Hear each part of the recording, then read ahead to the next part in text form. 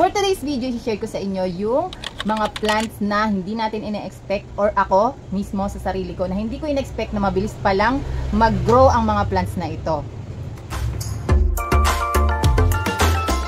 Hello viewers! Ako po si Donna at nag-share po ako or gumagawa ako ng mga video all about plants. Number 1 na plants na hindi ko in-expect na super bilis pala niyang dumami. Hindi ko alam kung sa inyo ganun din or kung naranasan nyo rin to sa naranasan ko sa kanya. Ito si Macrophylla na Hoya. Di ko ina-expect na ang bilis pala nitong dumami. Ang bilis niyang i-propagate, tapos ang bilis niyang magkaugat. Ayan oh. Ay, ba't parang may palabas na? Ay, may palabas na nga siya. Ayan oh, ang liit. Ayan na lang mga natira sa akin. Kasi nung in-out ko talaga yung ano niya, pati mother plant na benta ko na. Kaya ito na lang natitira sa akin dalawa. Goods na goods itong Macrophylla na to. Cute na cute ako dito kasi yung wire niya nasa gilid. Yung dahon niyang green or yung kulay na green ay talagang tingnan mo naman to oh. May ugat na yan siya. Ayan na. Ilang weeks lang yan, parang 2 weeks lang nagkakaroon na sila ng mga ugat pagka pinropagate mo. Tsaka ang maganda dyan, kahit anong potting mix ang gamitin mo sa kanya. Dati talaga hindi ko talaga ine-expect na. Ayan oh, ang dami na niyang ugat oh. Oh, di ba?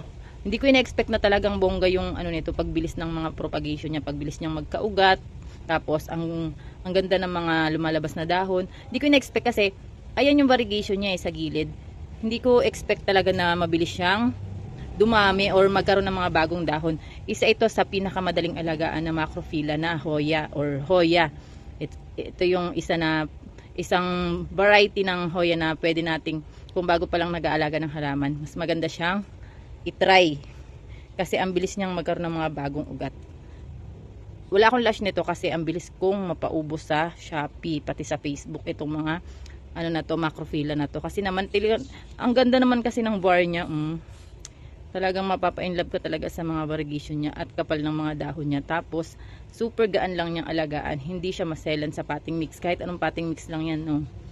Number 2 na plants na talagang hindi ko na-expect na super bilis. Parang talagang nagulat ako ng bonggang-bongga dito sa halaman na to. Napakabilis pala talaga niyang magkaroon ng mga bagong dahon. Hindi ko ina-expect kasi silver siya. Ito si Silver Splash Scindapsus. Favorite ko yung mga splashes or yung mga silvery na dahon. Pero hindi ko talaga siya ina-expect na super bilis niya palang magkaroon ng mga bagong dahon. Ito siya. Pak. O, tingnan mo be. Pinutol ko na yan kasi hindi ko talaga siya natiis. Asan ang pinagputulan ko ito? 1 leaf lang yan binili ko. Ito, isang dahon lang siya. Ito sa ilalim. Yan lang siya. Ang ganda, no? Tapos, ayan, pinutol ko na siya. Kasi yung napakita ko sa inyo nung nakaraan na super haba na niya. Hindi ko talaga natiis. Yung siguro mga after 1 week nun, pinutol ko siya, tapos pinropagate ko na siya. Hindi ko na siya natiis. Pero naman, wala pang isang buwan. O, sunod-sunod na yung mga dahon niya. Wala pa atang isang linggo. Dalawang linggo to, oh.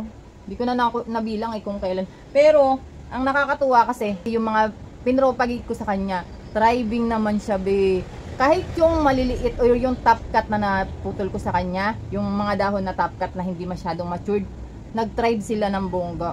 Ay, talagang mapapawaw ka talaga dito sa Scindapsus na to. Naganda ng dahon niyan, lalo na pag nasisinagan ng araw. Talagang bongga yung dahon niya. At hindi siya lusawin, hindi siya... Basta ang gagamitin yung potting mix sa kanya yung medyo basa-basa. Moss yan.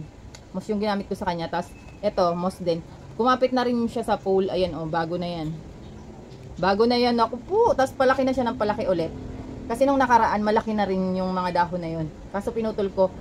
Tapos ang ganda ng mga ng propagation ko talaga. Yung rooting system niya talaga. Less than 2 weeks. Okay na yung rooting system niya. May shoots na yung isa wala pa.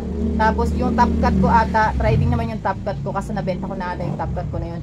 Pero yung mga tira sa akin, napakaganda naman talaga. May shoots na yung isa. Ay, gusto ko talaga pag may bagong dahon na lumalabas. Ang cute ng dahon. Tapos yung ugat niya talagang makikita mong ang tataba ng ugat. So, pag bumili kayo ng Scindapsus, worth it kahit ganito yung bilhin nyo, kahit splashes, anong tawag dito? Silvery siya. Mabilis siyang mapalash. Hindi mo mapapansin, or di ko alam kung dahil ba sa panahon ngayon na talagang humid talaga yung environment natin, tapos i-sprayhan mo siya ng tubig, mas parang na-encourage silang magkaroon ng mga bagong dahon. Hindi ko lang alam kung ganun talaga sila pagka yung lahat ng Scindapsus kasi parang nagugulat na lang ako na parang bumibili silang magkaroon ng mga bagong dahon. Number 3 na plants na super bilis na nagulat ako talaga, unexpected na talagang ito ay mabilis palang magkaroon ng mga bagong dahon or mas mabilis siyang dumami or magkaroon ng mga bagong ugat ngayong panahon na to. Hindi ko ina-expect na lalabas agad yung mga dahon niya. Ito si Silver Satin Aurea. Silver Satin? Satin Aurea lang. Lagi may silver.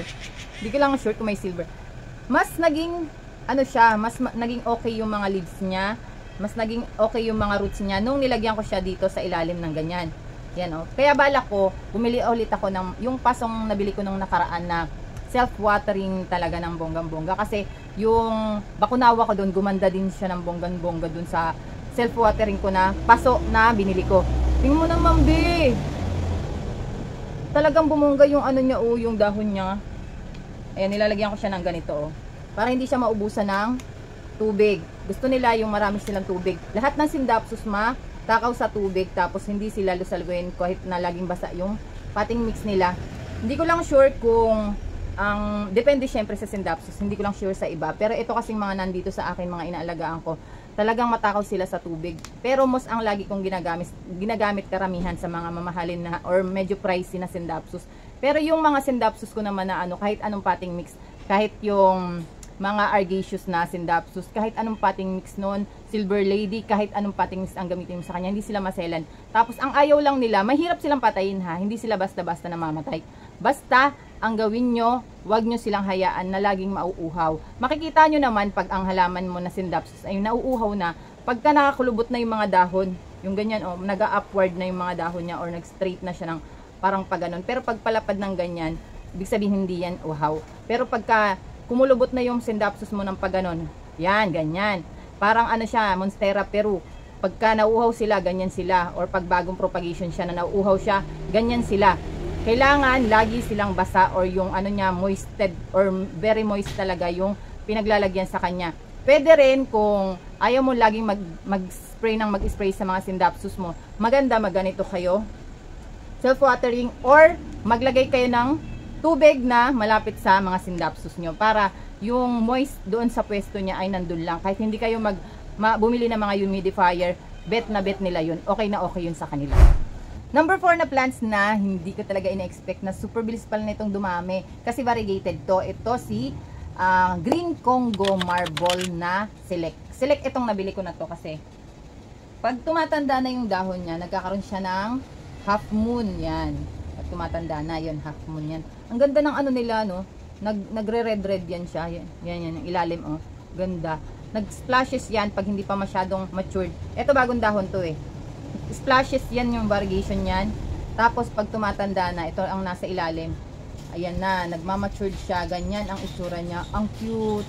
Ang cute niya. At hindi ko ina-expect na mabilis pala siyang magkaroon ng mga bagong baby. Mabilis silang magka-baby dyan. Ayan oh, may palabas na naman. Kung naalala nyo, nag-propagate tayo ng netong Congo na to. Tapos, ang ganda niya na ngayon, yung baby na yon. Ang ganda niya na ngayon, super sturdy na siya at ang dami niya ng ugat sa ilalim. Tapos, yung potting mix niya, hindi ko siya nirepat kasi bongga siya dun sa potting mix na pinagamitan o ginamit ko sa kanya. At magkakaroon na rin siya ng kapatid ngayon. Kasi, ayan na, palabas na. Bet na bet ko talaga siya. Hindi ko talaga akalain na okay siya sa propagation, sa kahit anong potting mix na gamitin sa kanya. Kasi, yung ginamit ko ditong potting mix doon sa baby, iba doon sa pinagamitan ko sa mama plant.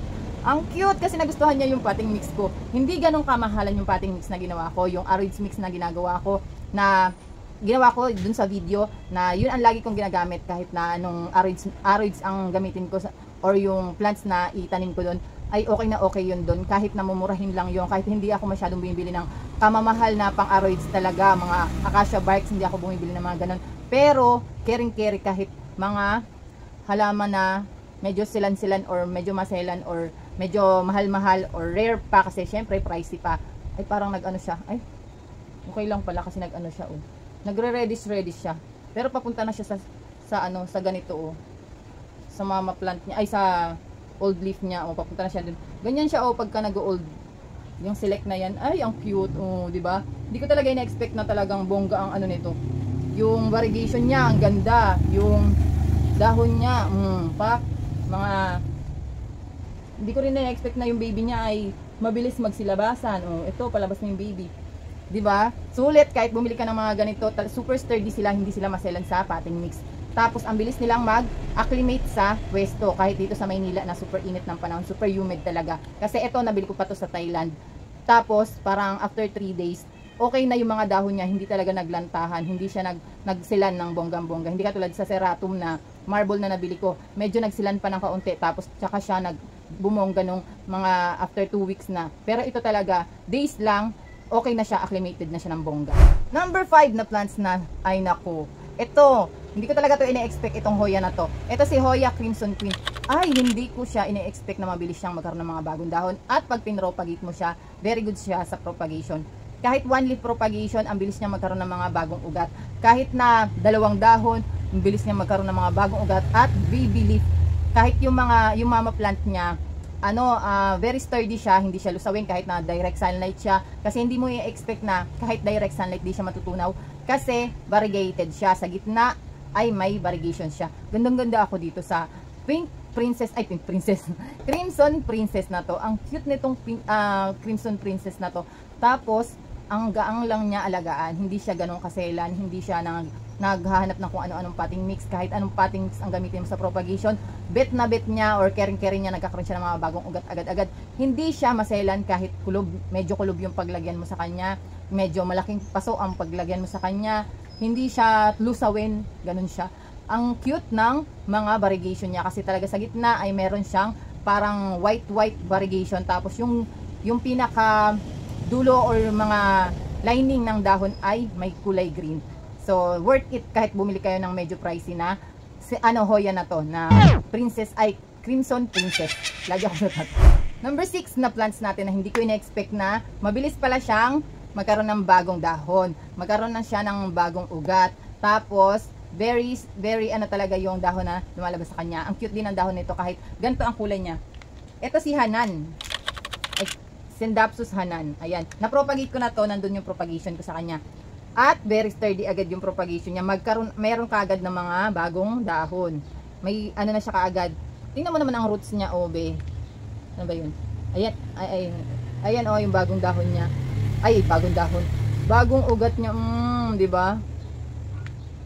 Hindi ko siya ine-expect. Iba yung dahon niya. Parang may pagka bluish yung dahon niya.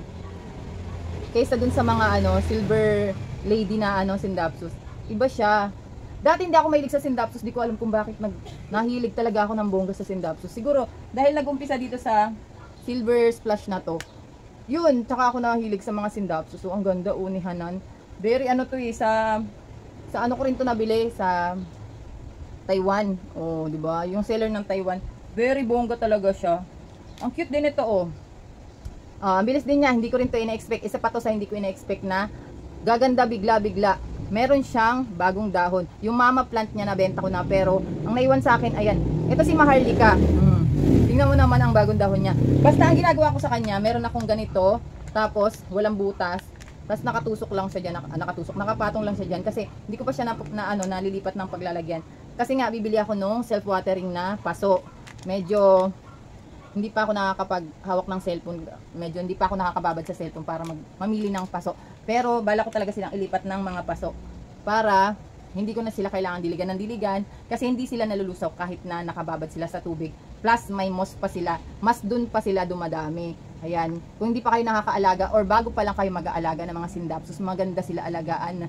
Kahit bago ka pa lang mag-aalaga, very easy lang siya alagaan, hindi siya lusawin, hindi sila mabilis mamatay. Meron akong video niya kung paano alagaan itong Scindapsus na to. Ayan, click niyo yung video na yan.